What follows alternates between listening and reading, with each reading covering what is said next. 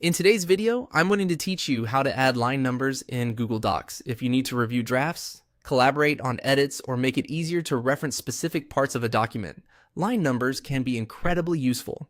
Google Docs includes a built-in option for this, and the process is quick once you know where to find it.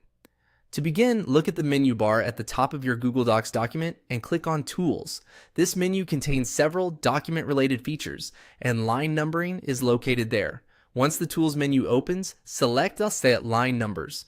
This will open the line number settings so you can control how numbering appears in your document. If you don't see numbers right away, that's normal because you still need to enable the feature.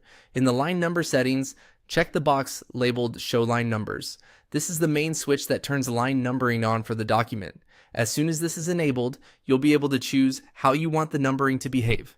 Next, choose your preferred numbering option based on the type of document you're working with. If you select Continuous, Google Docs will number every line throughout the entire document from beginning to end. This is a good choice for long documents where you want a single, uninterrupted sequence. If you choose Restart on each page, the numbering will begin again at 1 every time a new page starts. This can be helpful for printed documents or page-based review workflows where each page is treated separately. The third option is Restart on each section. With this setting, line numbering starts over at 1 at the beginning of each section in your document.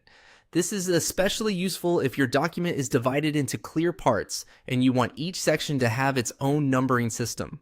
After choosing the option that works best for you, click Apply.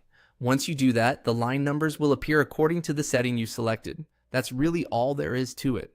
If needed, you can always return to the same Tools and Line Numbers menu later to change the numbering style or turn line numbers off again. This makes it easy to adjust the format depending on whether you're editing, reviewing, or preparing a final version of the document. That's all for this tutorial. Thank you for watching.